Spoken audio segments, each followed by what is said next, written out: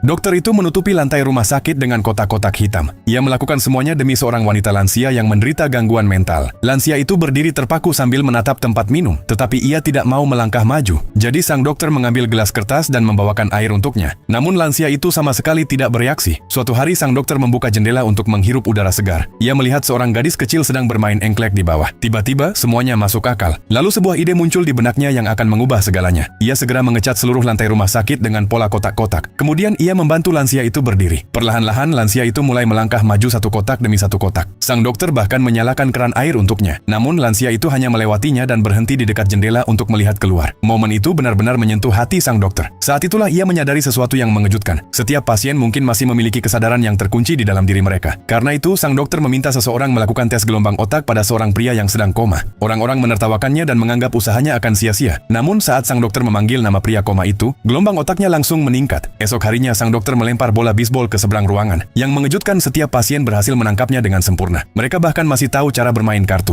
Hanya saja seseorang harus melempar kartu lebih dulu pada mereka.